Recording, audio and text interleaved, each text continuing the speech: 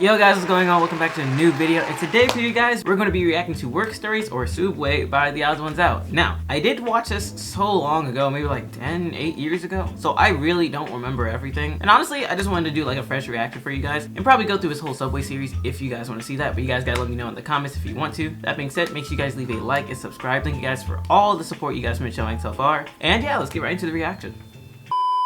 I think that everyone at some point in their life should work in a fast food or retail job. Not to improve their work ethic or anything, but so that everyone knows what it's like to have that kind of job. They wouldn't work in fast food their whole lives, maybe just like for 6 months, just so they get a feel for it. So with that, let's talk about the time when I worked in fast food. I used to work at a very small local sandwich shop. I don't know if any of you guys heard of it. It's called sooubway. Our spokesperson was in the news recently.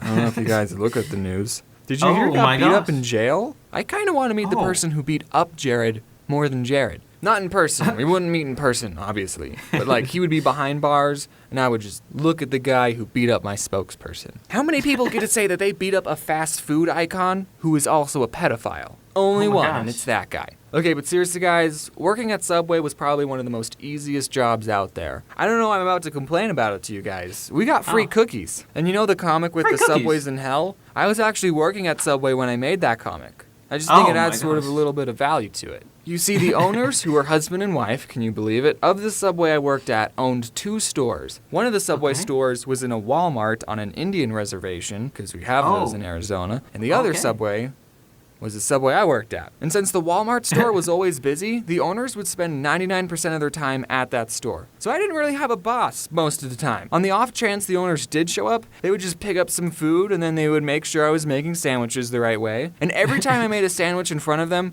they would always find something wrong with it, without fail. You put on too many olives. Do you know, according to the Subway formula, you're only supposed to put on 8 olives on a foot long? 8! One for every other bite. That's just ridiculous. Can you imagine someone just counting out 8 olives? Nobody does that. I usually worked the closing shift, and at the end of the night, we would turn the alarm and we have 60 seconds to get out of the store. But one time I had the opening shift, so I unlocked the door to get in with my key, and the alarm went beep, beep. Meaning I had 60 seconds to turn it off. No big deal, right? I've turned the alarm on all the time when I was closing. So I go to the little control panel and I type in the code and nothing happens. The beeping is still there and the clock is still ticking down. So I go, okay, I'm going to press each button very carefully. I'm going to make sure each button makes a beep when I press it.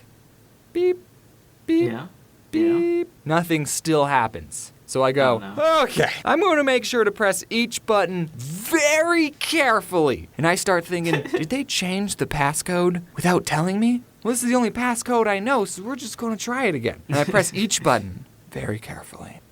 Beep. Right. Beep. Okay. Beep. And it goes quiet.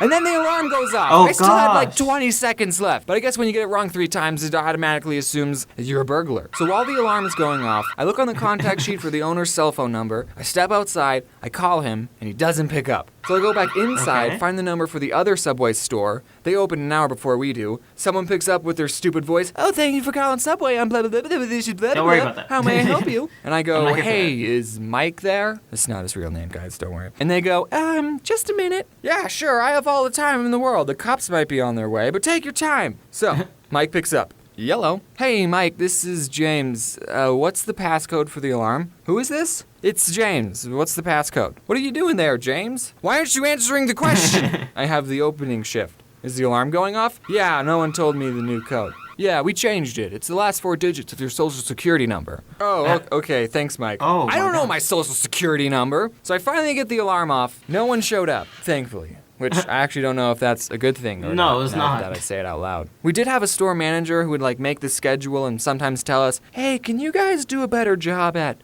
your job? But other than that, she was cool. She watches my videos and so do her little brothers. They're big fans. Shout out to Ivan and Andy. Those are the brothers. So get this, at Subway, you only work with one other person. Just you and them in an empty Subway for 5 hours. I mean, we weren't like empty all the time. Okay. And when you're not making sandwiches, you have other stuff to do, like stocking the chips or we had stuff to do. But okay, we did watch a lot of Netflix and do homework, so I mean, it was that other person you worked with would make or break your entire shift. It wasn't the annoying customers. I kind of got used to annoying customers. So I worked with a lot of crappy people. And I also worked with a lot of people who I would probably never become friends with except in a work setting. You see, you gotta understand the type of people who got jobs at Subway.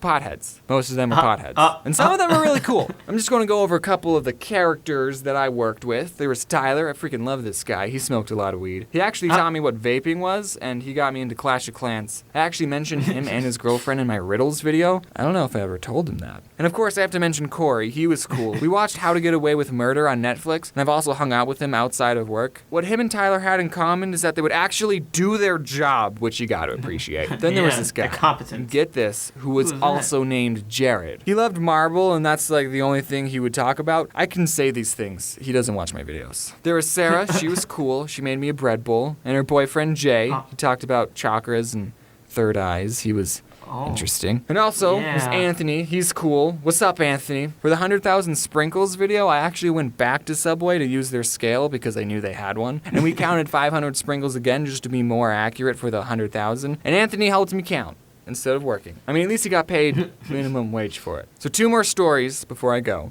One time, Jared asked me to take out this pile of trash, and I was like, oh, okay, I'll just put this pile of trash in the dumpster. And as I was taking it out, I saw that there was a chip poster in the pile, and I thought, this is too cool to throw away. I'm gonna keep it. So I took it home with me, and then the next day when I went in, people were saying, oh, where's the chip poster? We can't find the chip poster.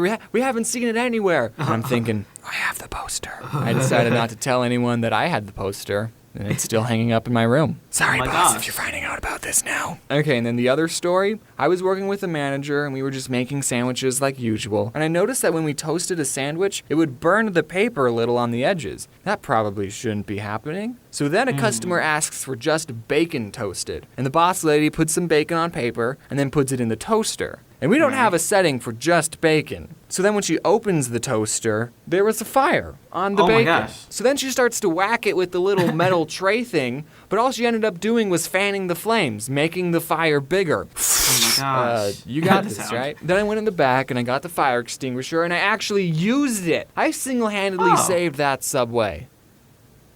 Wait, what have I done? Is it okay if the bacon's a little crispy? And has nitrogen and carbon dioxide stuff on it? No, it's not. Anyway, guys, that's the end of the video. I haven't been to Subway since I've gotten on campus yet, so now I'm actually going to go back. And I'm going to ask for like maybe 8 or 9 olives just to mess with them. Yeah, but that's the end of the video, guys. Make sure you guys leave a like and subscribe, and I will talk to you guys in the next one. If you tell me you want me to do another one, I'll do it. That being said, see you guys. Jimmy on a beat, boy.